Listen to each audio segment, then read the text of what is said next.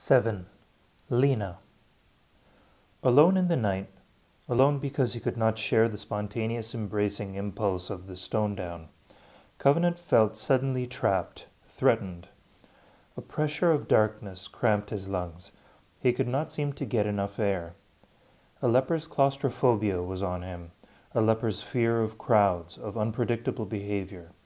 Barrack, he panted with mordant intensity. These people wanted him to be a hero.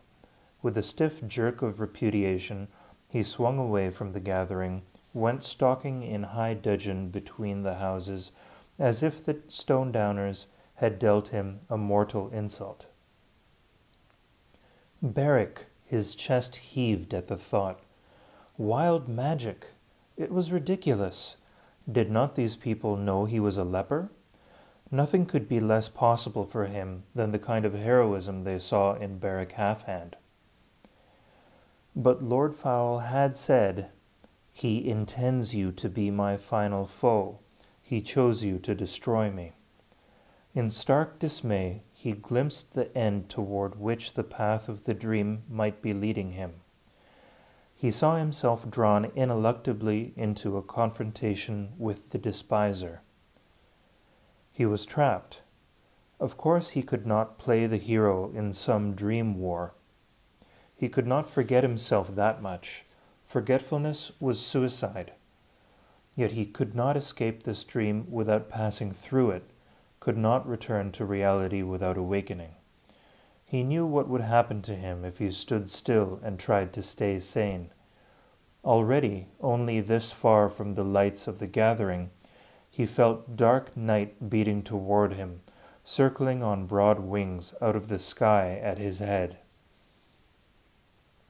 He lurched to a halt, stumbled to lean against a wall, caught his forehead in his hands.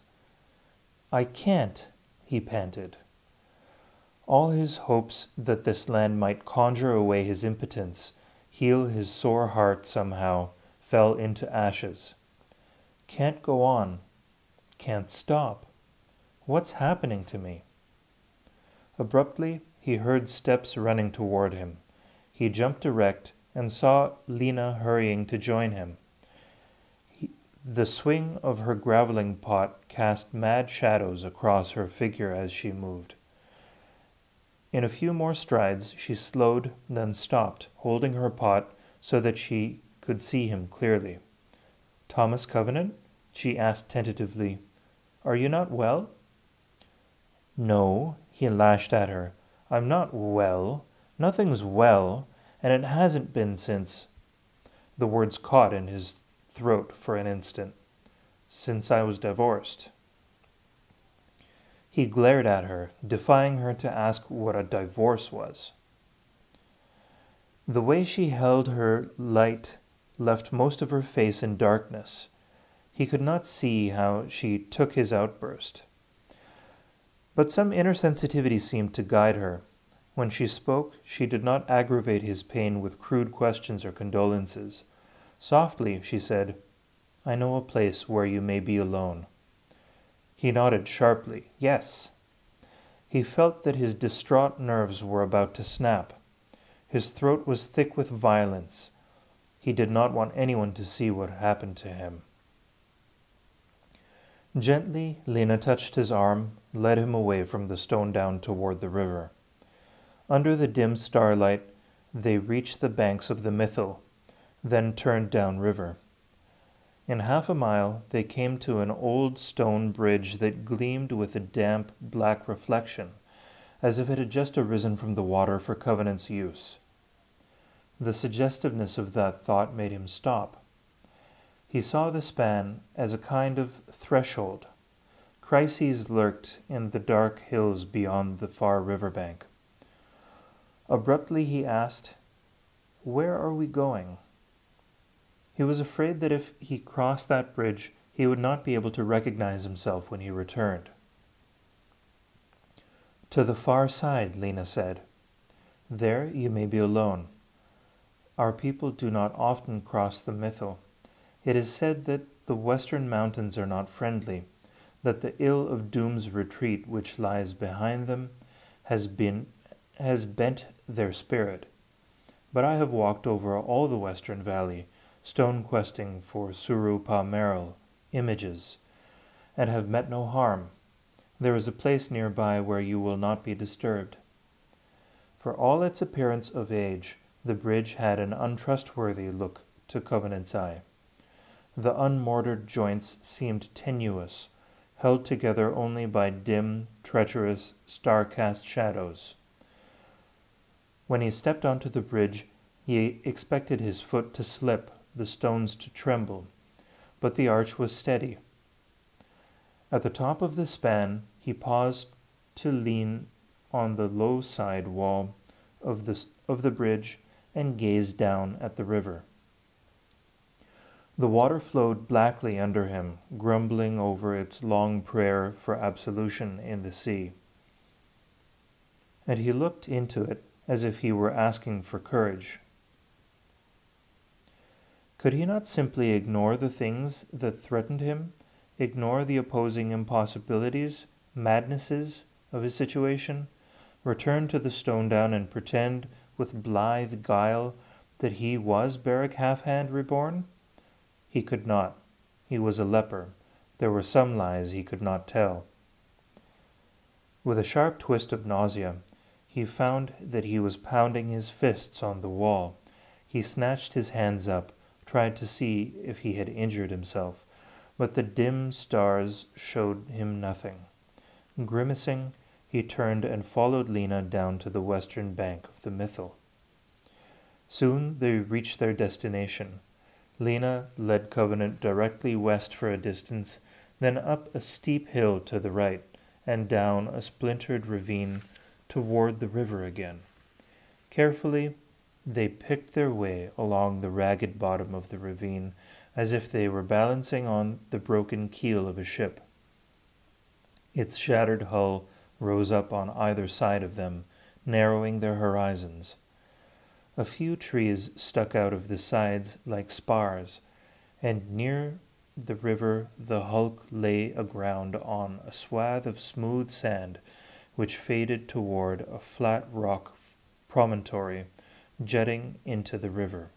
The Mythil complained around this rock as if annoyed by the brief constriction of its banks, and the sound blew up the ravine like a sea breeze moaning through a reefed wreck.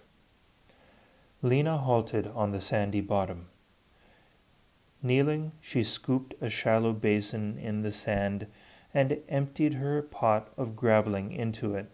The firestones gave more light from the open basin, so that the ravine bottom was lit with yellow, and shortly Covenant felt a quiet warmth from the graveling. The touch of the stone's glow made him aware that the night was cool, a pleasant night for sitting around a fire. He squatted beside the graveling with a shiver like the last keen quivering of imminent hysteria. After she had settled the graveling in the sand, Lena moved away toward the river.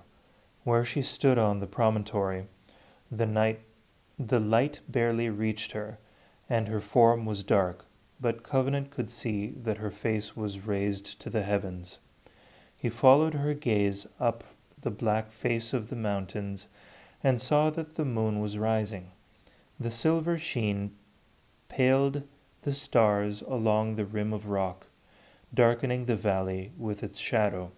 But the shadow soon passed down the ravine. The moonlight fell on the river, giving it the appearance of old argent. And as the full moon arose from the mountains, it caught Lena, cast a white haze like a caress across her head and shoulders. Standing still by the river, she held her head up to the moon, and Covenant watched her with an odd grim jealousy, as if she were poised on a precipice that belonged to him. Finally, when the moonlight had crossed the river into the eastern valley, Lena lowered her head and returned to the circle of the graveling. Without meeting Covenant's gaze, she asked softly, "Shall I go?" Covenant's palms itched as if he wanted to strike her for even suggesting that she might stay. But at the same time he was afraid of the night. He did not want to face it alone. Awkwardly, he got to his feet, paced a short distance away from her. Scowling up the hulk of the ravine, he fought to sound neutral as he said, "What do you want?" Her reply, when it came, was quiet and sure. "I want to know more of you." He winced, ducked his head as if claws had struck at him out of the air. Then he snatched himself erect again. "Ask. Are you married?" At that, he whirled to face her as if she had stabbed him in the back. Under the hot distress of his eyes and his bared teeth, she faltered, lowered her eyes, and turned her head away. Seeing her uncertainty, he felt that his face had betrayed him again. He had not willed the snarling contortion of his features. He wanted to contain himself, not give way like this, not in front of her. Yet she aggravated his distress more than anything else he had encountered. Striving for self-control, he snapped, "Yes. No. It doesn't matter. Why ask?" Under his glare, Lena dropped to the sand, sat on her feet by the graveling, and watched him obliquely from beneath her eyebrows. When she said nothing immediately, he began to pace up and down the swath of sand. As he moved, he turned and pulled fiercely at his wedding ring. After a moment, Lena answered with an air of irrelevance, "There is a man who desires to marry me. He is Treoch, son of Thular. Though I am not of age, he woos me, so that when the time comes I will make no other choice. But if I were of age now, I would not marry him. Oh, he is a good man in his way, a good cattle herd, courageous in defense of his kine. And he is taller than most, but there are too many wonders in the world, too much power to know, and beauty to share and to create, and I have not seen the Ranihin. I could not marry a cattle herd who desires no more than a Surupa Merrill for wife. Rather, I would go to the Lorstrat as Etier and my mother did, and I would stay and not falter no matter what trials the Lore put upon me, until I became a lord. It is said that such things may happen. Do you think so?" Covenant scarcely heard her. He was pacing out his agitation on the sand, enraged and undercut by an unwanted memory of Joan. Beside his lost love, Lena and the silver night and the land failed of significance. The hollowness of his dream became suddenly obvious to his inner view, like an unveiled wilderland. A new permutation of the desolation of leprosy. This was not real. It was a torment that he inflicted upon himself in subconscious, involuntary revolt against his disease and loss. To himself he groaned. Is it being outcast that does this? Is being cut off such a shock? By hell, I don't need any more. He felt that he was on the edge of screaming. In an effort to control himself, he dropped to the sand with his back to Lena and hugged his knees as hard as he could. Careless of the unsteadiness of his voice, he asked, "How do your people marry?" In an uncomplicated tone, she said, "It is a simple thing.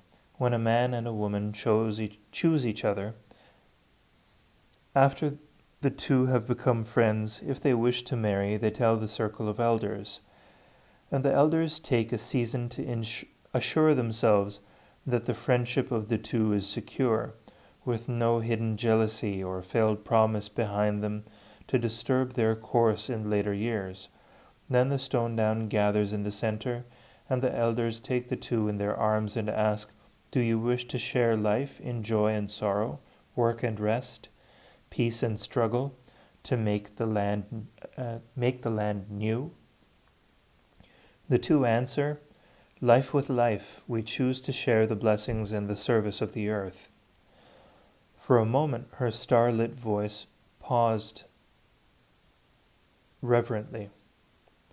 Then she went on. The stone down shouts together, "It is good. Let there be life and joy and power while the years last." Then the days spent in joy, and the new mates teach new games and dances and songs to the people, so that the happiness of the stone down is renewed, and communion and pleasure do not fail in the land. She paused again shortly before continuing. The marriage of Atiar and my mother with Trell my father was a bold day. The elders who teach us have spoken of it many times, every day in the season of assurance. Trell climbed the mountains, searching forgotten paths and lost caves, hidden falls and new broken crevices, for the stone of Orcrest, a precious and many-powered rock. For there was a drought upon the stone plains at the time, and the life of the stone down faltered in famine.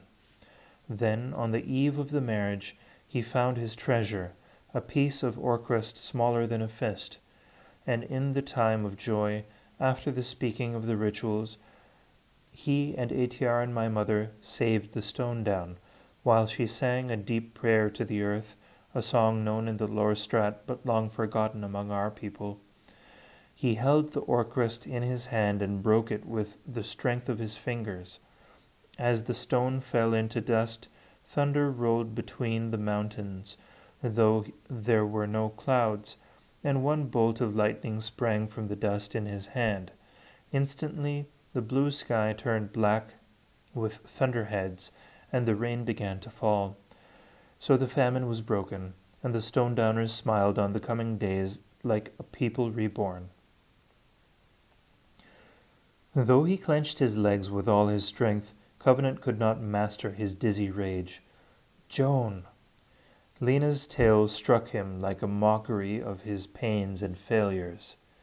"I can't." For a moment his lower jaw shuddered under the effort he made to speak. Then he leaped up and dashed toward the river. As he covered the short distance, he bent and snatched a stone out of the sand.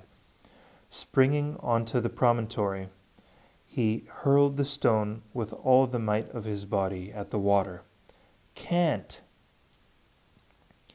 A faint splash answered him, but at once the sound died under the heedless plaint of the river, and the ripples were swept away. Softly at first, Covenant said to the river, "I gave Joan a pair of riding boots for a wedding present." Then, shaking his fists wildly, he shouted, "Riding boots! Does my impotence surprise you?" Unseen and incomprehending, Lena arose and moved toward Covenant. One hand stretched out as if to soothe the violence knotted in his back. But she paused a few steps away from him, searching for the right thing to say. After a moment, she whispered, "What happened to your wife?" Covenant's shoulders jerked. Thickly, he said, "She's gone." "How did she die?" "Not her. Me. She left me, divorced, terminated, when I needed her." Indignantly, Lena wondered, "Why would such a thing happen while there is life?" "I'm not alive." She heard fury climbing to the top of his voice. "I'm a leper, outcast, unclean. Lepers are ugly and filthy and abominable." His words filled her with horror and protest. "How can it be?" she moaned. "You are not abominable. What world is it that dares treat you so?" His muscles jumped still higher in his shoulders, as if his hands were locked on the throat of some tormenting demon. "It's real. That is reality, fact, the kind of thing that kills you if you don't believe it." With a gesture of rejection toward the river, he gasped, "This is a nightmare." Lena flared with sudden courage. "I do not believe it. It may be that your world—" "But the land?" Ah, the land is real. Covenant's back clenched abruptly still, and he said with preternatural quietness, "Are you trying to drive me crazy?" His ominous tone startled her, chilled her. For an instant, her courage stumbled. She felt the river and the ravine closing around her like the jaws of a trap. Then Covenant whirled and struck her a stinging slap across the face. The force of the blow sent her staggering back into the light of the graveling.